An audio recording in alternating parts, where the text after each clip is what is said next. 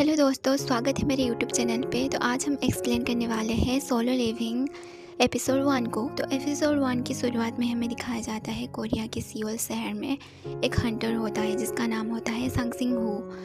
ये हमारा main lead है जो कि हमारा हीरो है। इसका रैंक ई होता है। ये सबसे लोएस्ट रैंक माना जाता है। जो कि सबसे कमज़ोर हंटर है सांग हू बस से उतरकर बोलता है कि मैं सबसे कमज़ोर हंटर हूँ। मुझे अपने आप को हंटर बोलते हुए शर्मिंदगी महसूस होती है क्योंकि मैं बहुत ही ज़्यादा कमज़ोर हूँ और मेरे पास कोई रिच इन्वेंशन एबिलिटी भी नहीं है। मैं जितनी बार भी डेंजन के अंदर जाता हूँ उतनी ही बार जख्मी हालत में वापस आता हूँ और कई बार तो मैं मरते मरते भी बचा हूँ। एक हंटर का काम अपनी ज़िंदगी को दांव पर लगाना है, लेकिन मैं फिर भी ये काम करता हूँ। इसलिए नहीं कि मुझे ये काम पसंद है, बल्कि मैं पैसों के लिए करता हूँ। सांग हू एक कंस्ट्रक्शन साइट की तरफ आ रहा होता है। वहाँ पे एक पोर्टल ओपन होता है जिस पोर्टल के से होते हुए वो एक डंजन में जा सकते हैं। सांग हू एक हंटर गिल्ड के साथ काम कर सकता है। सांग हू कहता है अपने हंटिंग से मुझे जितने भी पैसे मिलते हैं उनसे मैं बड़ी मुश्किल से अपनी बीमार माँ के हॉस्पिटल के बिल्स पे करता हूँ। मेरे जैसे नॉर्मल इंसान के पास जिसके पास कोई टैलेंट नहीं होता है उसे कोई और जॉब नहीं मिलती है, इसलिए मुझे एक हंटर बनना पड़ा। नेक्स्ट सीन हमें कंस्ट्रक्शन साइट का दिखाया जाता है। कंस्ट्रक्शन साइट का सीन देखते हैं। वहाँ पर एक आदमी फिर पी रहा होता है। वहाँ पर उसका दोस्त भी आ जाता है। काफ़ी पीने के बाद वो वाला शख्स उसे बोलता है, तुम तो बहुत ही दिनों के बाद वापस आए हो। तुम तो एक हंटर नहीं बनना चाहते थे, इसलिए तुमने हंटिंग गिल्ड को छोड़ के चले गए थे। उसका दोस्त बोलता है, असल में मेरी बीवी प्रेग्नेंट है, हमारा दूसरा बेटा होने वाला है, इसलिए मुझे पैसों की ज़रूरत है। उसका दोस्त उसे बोलता है, ज़्यादा पैसे कमाने के लिए डंजन के अंदर जाके हंटिंग करने से ज़्यादा आसान काम और क्या ही हो सकता है। उसका दोस्त बोलता है, लेकिन मैं बहुत ही ज़्यादा परेशान हूँ। मैंने काफ़ी दिनों से डंजन के अंदर नहीं गया हूँ। पता नहीं मेरे स्किल्स काम करेंगे भी कि नहीं, कहीं मैं पीछे ही ना रह जाऊँ। उसके बाद वो पीछे की तरफ देखता है जहाँ सांग हू आ रहा होता है। एक हंटर्स बोलता है, तुम्हारा शुक्रिया आने के लिए। बल्कि दूसरे हंटर्स भी सांग हू को देख कर खुश हो रहे होते हैं और बोलते हैं, तुम तो आज भी आ गए, तुम तो बहुत ही अच्छे लड़के हो। कॉफ़ी वाला बंदा उसे बोलता है कि तुमने खाना खा लिया। वो बोलता है कि हाँ, मेरे बारे में इतना फिक्र करने के लिए शुक्रिया। वहाँ उसका दोस्त पूछ रहा होता है कि ये लड़का कौन है, क्या ये बहुत ही एक्सपीरियंस हंटर है, क्या यहाँ कि सारे लोग उसे देखकर बहुत ही ज़्यादा खुश हो रहे होते हैं। उसका दोस्त हंसता है और बोलता है कि तुम्हें नहीं पता क्या कि तुम छोड़ के गए थे तभी ये लड़का आया था। इसका किन नेम है, तुम्हें अगर बताऊं तो तुम भी हंसने लगोगे। इसका निकनेम है दुनिया का सबसे कमज़ोर हंटर, जो कि जितने भी हंटर्स हैं उनमें से सबसे ज़्यादा कमज़ोर है। वैसे तो इसका रैंक ई है, लेकिन जब भी ये डंजन के अंदर जाता है ई रैंक के मॉन्स्टर से भी मार खा के आ जाता है। उसका दोस्त बोलता है कि वो हमारी बात सुन सकता है, वो हमारे बहुत ही करीब है। और सांग हू भी उनकी बात सुन लेता है और बोलता है कि हाँ, मैं बहुत ही ज़्यादा कमज़ोर हंटर हूँ, पर मैं क्या ही कर सकता हूँ क्योंकि मुझे पैसों की बहुत ही ज़्यादा ज़रूरत है। वो कॉफ़ी वाले के पास जाता है और बोलता है, मुझे एक कॉफ़ी का कप मिल सकता है। वो उसे कहता है कि सॉरी, कॉफ़ी ख़त्म हो चुकी है। संग और भी ज़्यादा उदास हो जाता है और कहता है, आज तो मुझे कॉफ़ी भी नहीं मिली, आज का दिन बहुत ही ज़्यादा ख़राब है।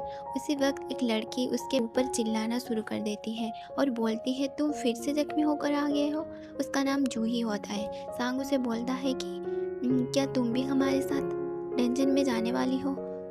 ये उसे कहती है कि हाँ, मैं भी जाने वाली हूँ, लेकिन मुझे पहले बताओ तुम्हारे चेहरे पे चोट कैसे लगी। सांग बोलता है, मुझे नहीं पता, शायद हंटिंग करते टाइम लग गई होगी। जूही उसे कहती है कि अच्छा, ऐसा क्या हुआ था हंटिंग में। सांग उसे सारी बात बताता है। जूही उसे बोलती है, क्या तुम इतने ज़्यादा जख्मी थे कि तुम्हें हॉस्पिटल जाना पड़ा। सांग बोलता है कि हाँ, ई रैंक वाले के मिशन पर थे हम। वहाँ पर सारे ई रैंक एक मॉन्स्टर थे। मेरी सारी टीम्स में से मैं ही अकेला बहुत ही ज़्यादा जख्मी हो गया।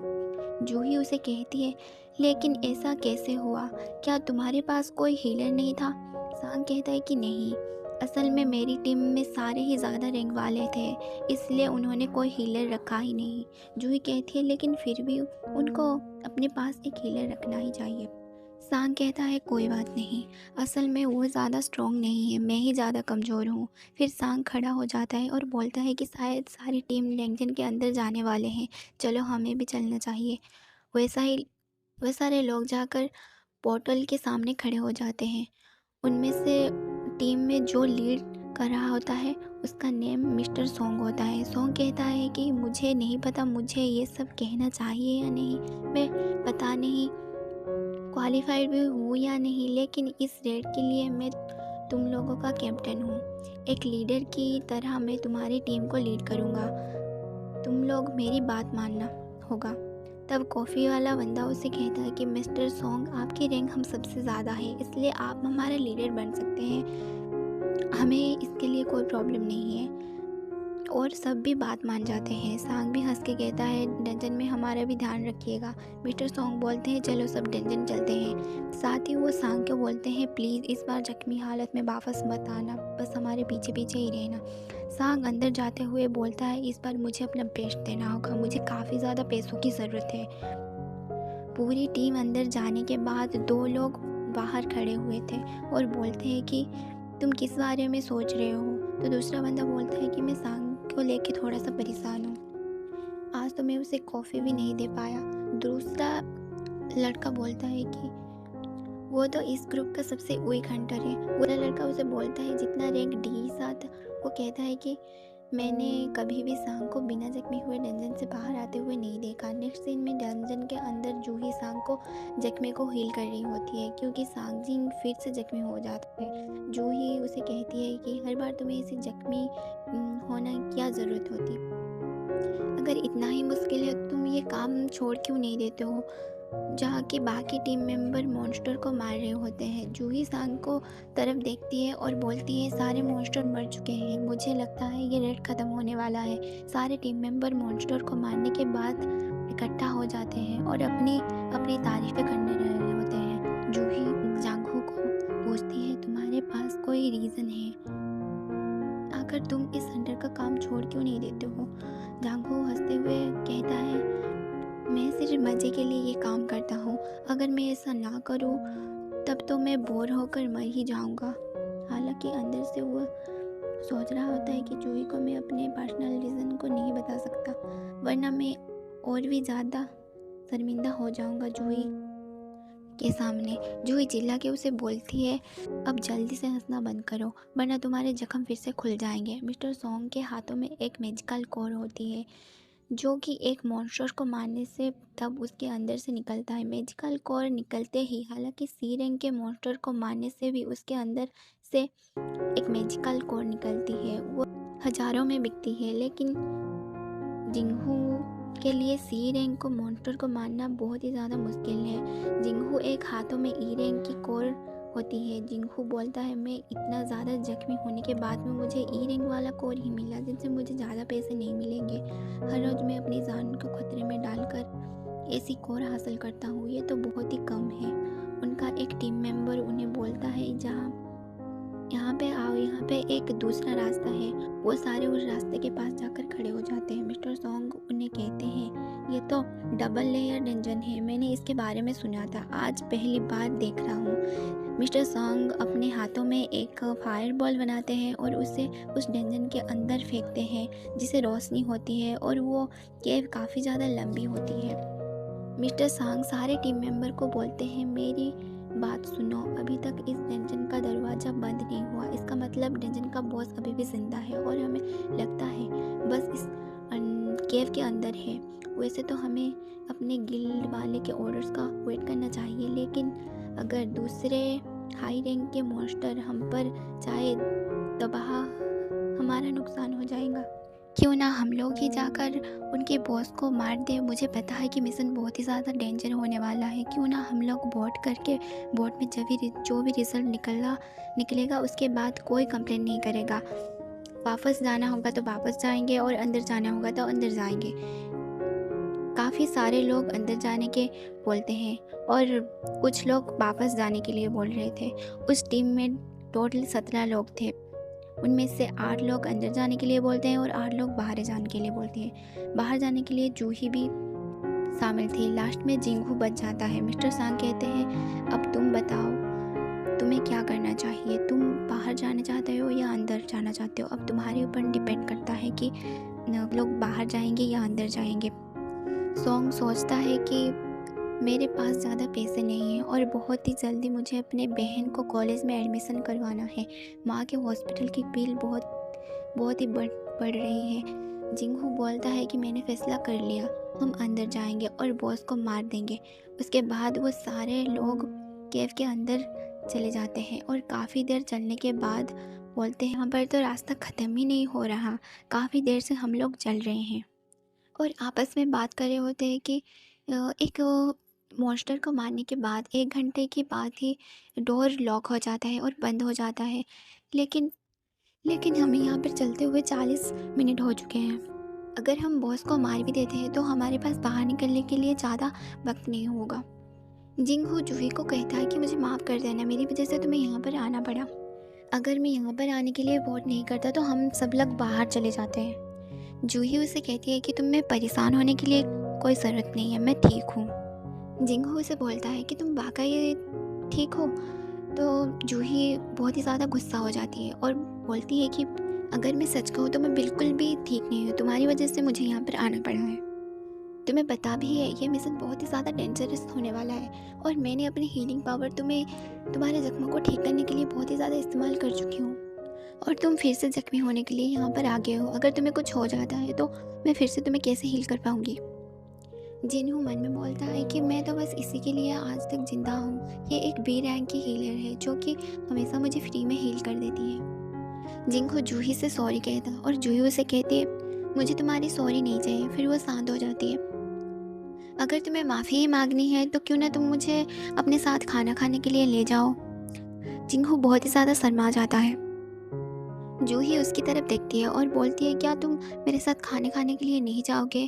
तो जिंगू बोलता है नहीं, ऐसा नहीं है, हम दोनों डंजन से बाहर जाकर खाना खाने के लिए जाएंगे। आखिरकार वो लोग चलते चलते उस डोर के पास पहुंच जाते हैं। वहाँ पे एक बहुत ही बड़ा सा डोर होता है। मिस्टर सॉन्ग बोलते हैं कि मुझे लगता है कि इस दरवाजे के पीछे मॉन्स्टर का बॉस है और उस दरवाजे की तरफ देखते हुए बोलता है कि ये क्या बॉस का रूम है। अगर ये बॉस का रूम है तो ये इतना ज़्यादा डेंजर क्यों नहीं है, यहाँ पे तो बहुत सारे मॉन्स्टर होने चाहिए। मिस्टर सॉन्ग उस दरवाजे को खोलते हुए कहते हैं अगर यहाँ पे तुम आने के बाद खाली हाथ वापस जाना चाहोगे, और बोलते हैं कि हम लोग शायद यहाँ पे आने वाले फर्स्ट हंटर्स हैं, अगर तुम लोग चाहो तो वापस जा सकते हो। मुझे अगर अकेले जाना पड़ा तो मैं अकेले चला जाऊँगा। तब सारे टीम मेंबर बात करने लग जाते हैं कि मिस्टर सॉन्ग सी रैंक की हंटर्स है, उनका स्किल बहुत ही ज़्यादा पावरफुल होता है, हमें उनके ऊपर भरोसा करना चाहिए और अंदर जाना चाहिए। उसके बाद मिस्टर सॉन्ग उस दरवाजे को खोल देते हैं और सारे लोग अंदर चले जाते हैं। जैसे ही वो अंदर जाते हैं तो मिसाइलें जलना स्टार्ट हो जाते हैं। मिस्टर सॉन्ग कहते हैं कि मैंने आज तक ऐसा डेंजन कभी नहीं देखा है, और आसपास फैल जाते हैं और देखते हैं यहाँ पर कोई काम की चीज़ है या नहीं। यहाँ पे देखकर तो नहीं लगता कि काफ़ी दिनों से यहाँ पे कोई आया भी होगा। वहाँ पे कुर्सी पर एक बहुत ही बड़ा स्टैचू होता है और उसके सामने छोटे छोटे स्टैचूज होते हैं। उन स्टैचू के हाथों में बहुत ही ज़्यादा अजीब अजीब चीज़ें होती है। कईयों के हाथों में वेपन्स होते हैं और कईयों के हाथों में म्यूजिकल इंस्ट्रूमेंट्स होता है। जिन्हों उन्हें देखकर बोलता है यहाँ पे तो बहुत ही ज़्यादा स्टैचूज़ हैं। इन सबको देखकर लगता है कि जैसे ये लोग हमें ही घूर रहे हैं। वहाँ पे एक बहुत ही बड़ा स्टैचू होता है और उससे ध्यान सभी लोगों का होता है, और उसे देखकर बोलते हैं ये तो बहुत ही ज़्यादा बड़ा है, क्या ही ये सबका बॉस तो नहीं। मिस्टर सॉन्ग उसे देखते हुए बोलते हैं नहीं, ये कोई बॉस नहीं हो सकता, ये तो सिर्फ एक स्टैचू है, बल्कि ये सबसे अलग है, बाकी सारे स्टैचू में से ये सबसे बड़ा और अलग दिखता है। वहाँ पे सारी एरिया को चेक करने के बाद बोलते हैं यहाँ पे तो कोई भी मॉन्स्टर नहीं है, ना ही कोई बॉस है, सिर्फ स्टैचू के अलावा और कुछ भी नहीं है यहाँ पे। उसी वक्त मिस्टर सॉन्ग की नज़र एक मैजिकल सील पर पड़ती है। मिस्टर सॉन्ग उस मैजिकल सील को देख ही रहे होते हैं। तभी उनकी टीम का एक लड़का कहता है मिस्टर सॉन्ग यहाँ पर आइए, इस स्टैचू पे कुछ लिखा हुआ है। तब टीम के सारे मेंबर उस स्टैचू के सामने जाकर खड़े हो जाते हैं और मिस्टर सॉन्ग उस स्टैचू के ऊपर जो लिखा हुआ होता है उसे पढ़ने लगते हैं। उस स्टैचू के ऊपर हेडिंग में लिखा होता है काथिनॉन टेम्पल्स कंपार्टमेंट। वहाँ पे टोटल 3 कमिटमेंट्स होती है। सबसे पहले होती है कि लॉर्ड को पूजा करो, लॉर्ड की तारीफ़ करो, और तीसरी होती है अपनी वफ़ादारी को साबित करो। तभी उसी वक़्त जूही जिंगू को बोलती है, उस तरफ देखो, उस बड़ी वाली स्टैचू की आँखें हिल रही हैं। मुझे लगता है कि वो शायद हमारी तरफ ही देख रहा है। जिंगू उसे बोलता है कि शायद तुम्हें कोई गलतफ़हमी हो गई है, कोई वहम हो गया है। वो तो सिर्फ़ एक स्टैचू है। उसी वक़्त जिंगू को कुछ महसूस होता है। जिंगू कहता है, अचानक मुझे डर क्यों महसूस होता है? उसी वक़्त मिस्टर सॉन्ग अभी भी उसे पढ़ रहे होते हैं। उस कमिटमेंट के नीचे लिखा हुआ होता है कि अगर इस 3 कमिटमेंट को कोई भी अगर फ़ॉलो नहीं करता है तो वो यहाँ से ज़िंदा वापस नहीं जाएगा। उसी के साथ दरवाज़ा बंद हो जाता है। दरवाजे के बंद होने के बाद ही सारे टीम मेंबर घबरा जाते हैं और बोलते हैं कि अब हम क्या करेंगे? दरवाज़ा तो बंद हो गया, हम लोग बाहर कैसे जाएँगे? हम तो बाहर ही नहीं जा सकते अब। उनमें से एक टीम मेंबर बोलता है कि तुम लोग तो ऐसे ही बस घबरा रहे हो। मैं अभी जाके दरवाज़ा को खोलता हूँ और बाहर लेके जाता हूँ। वो उसका खजाना हो या फिर कुछ भी हो, तुम लोग रख सकते हो। मैं अब अकेला ही बाहर चला जाता हूँ। और वो उस दरवाजे के पास जाकर खड़ा हो जाता है और दरवाज़े को खोलने की कोशिश करता है। तभी मिस्टर सॉन्ग चिल्ला के बोलते हैं कि उसके हैंडल से दूर रहो। तभी एक स्टैचू हिलता है और जाके उसके पास एक बहुत ही बड़ा कुल्हाड़ा होता है और वो उस टीम मेंबर को मार देता है और आके फिर से अपने स्टैचू के पास बैठ जाता है। अपनी टीम के एक मेंबर को मरने के बाद बाकी के टीम मेंबर बहुत ही ज़्यादा घबरा जाते हैं और डर जाते हैं। तभी उनमें से एक टीम मेंबर बोलता है कि क्या हमें इन सारे स्टैचू को के साथ फाइट करना होगा? ये तो बहुत ही ज़्यादा है और बहुत ही बड़े हैं। हम लोग कैसे कर पाएँगे इसे? जूही और जिंगहुई भी बहुत ही ज़्यादा घबरा जाते हैं और जूही बोलती है, अगर वो वाला स्टैचू हिल सकता है तो जो अभी मैंने देखा वो बड़े वाले स्टैचू, उसका बहुत जो आँखें हिल रही तो वो भी हिल सकता है। वो भी वो भी अपने जगह से हिल सकता है। और जो अभी मैंने देखा उसकी आँखें वाक़ई में हिल रही थी। और इसी के साथ हमारा फर्स्ट एपिसोड ख़त्म हो जाता है। इसके नेक्स्ट एपिसोड में क्या होता है जानने के लिए हमारे चैनल को सब्सक्राइब कर लेना। वीडियो अच्छी लगी है तो लाइक और शेयर भी कर दीजिएगा। Thanks for watching.